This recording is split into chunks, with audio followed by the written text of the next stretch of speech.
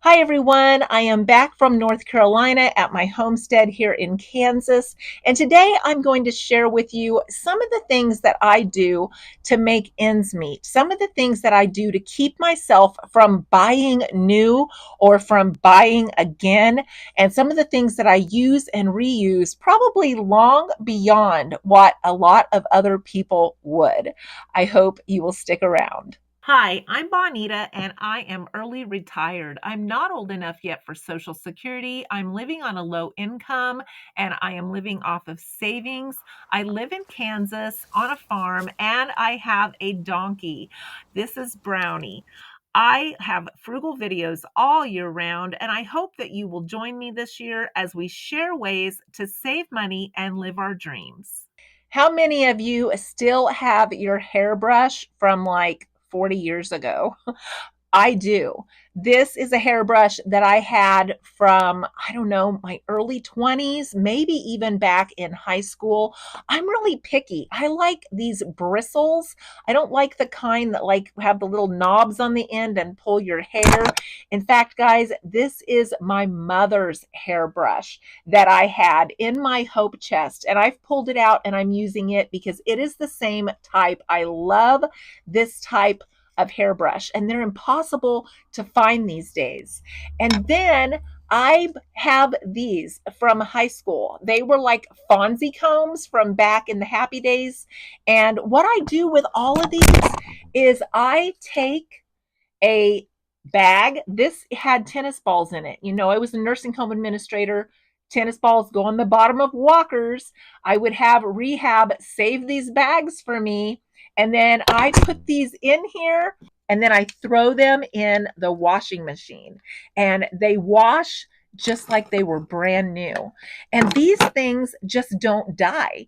And so I don't have any new hairbrushes. All of mine are probably 40 to 45 years old at least. Let me know if you have a 40 to 45-year-old hairbrush. Some of the other things that I've had long beyond the life of them is I have a Martha Stewart comforter, and I bet it is 30 years old at least. It is not in great shape anymore, but I love how it feels. And I'm one of those people, I'm real picky about my comforter. It has to feel a certain way or I can't sleep. So, one of the first things that I do is I try to do smart shopping. I try to buy things that will hold up and last a long time. So, I was in North Carolina and I found that they had this store down there by Aldi and it was called Linen and Curtain Outlet. Let me know if you've ever heard of these. So I thought I'll go in and check. They had curtains for $4.99, like blackout curtains, a pair that were like 48 by 84 inch. They had all kinds of rugs for like $2.99, but I wasn't looking for that. What I was looking for was a new comforter. And I actually found one. It's reversible. It's yellow on one side, gray on the other, and it's king size. It has the feel that I was looking for $18. And I remembered to ask for my senior discount, and I needed a couple of these cheap little curtain rods that I guess the cats had been swinging on the curtains and they had bent a couple that were just not fixable anymore. So I got a couple of these with my senior discount and they cost me $2.54. So I walked out of there paying $24.70 for a comforter and two curtain rods. So I had a soccer game to go to on my way back from North Carolina. And in the afternoon, I had a ballet recital for grandchildren. Well, rather than coming home, which was an extra hour and an extra hour back the next morning, I stayed with another one of my sons who was on the way. So staying with him made it where I could save 2 hours of driving. I got to see him when I don't get to see him nearly as much as I would like to. And then between the soccer game and the ballet recital, I had to have lunch, right? So I squeezed in a mystery shop. And if you're curious about mystery shopping, this is what I had for lunch today. And I brought home enough food for probably 2 more meals. And I get paid for doing this. Plus, I get the food reimbursed.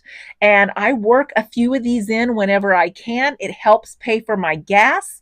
My gas to North Carolina and back was $152. So, roughly $76 each direction. That's not too bad because my car is super economical. I stayed at a rest area one night in my car on the way there, and I stayed at a Love's truck stop another night on my way there. I didn't pay for a hotel. For me, it's just a bother to go in, haul my stuff back out, make sure I didn't leave anything. I would just rather pull over for a few hours, get some sleep, and get back on the road. So, those are some of the things that I do to save money. And if I can work in some of those mystery shopping jobs, I can get some extra money towards my gas. I can get food for 2 or 3 meals. And I feel like I've made a little bit of extra moolah to help myself do some more fun things that I want to do. I also double dipped by using my gas apps on the way down and the way back. And I stopped at Love's to get gas. I used my Love's app that gives me 10 cents off a gallon.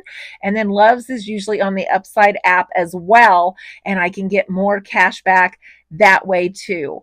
I also cashed in $15 of rebates while I was at my son's house because they hit their mark where I could cash them in and put that money into my checking account.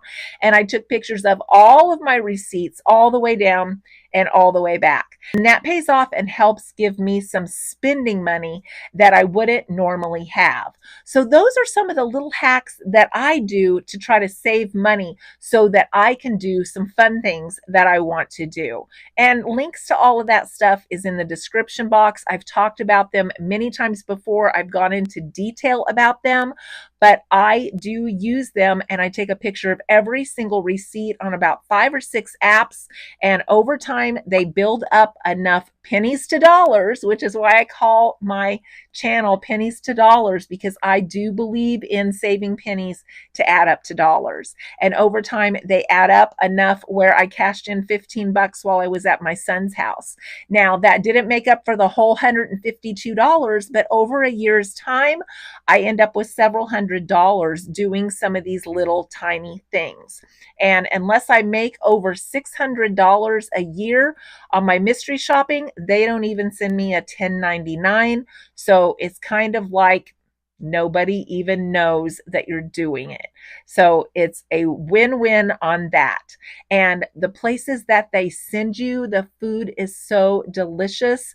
And they allow up to $20 for this particular restaurant for your meal. I would never spend $20 on myself just to eat, but I get to splurge and spend $20 on myself to eat when I go out and do some of these for extra cash.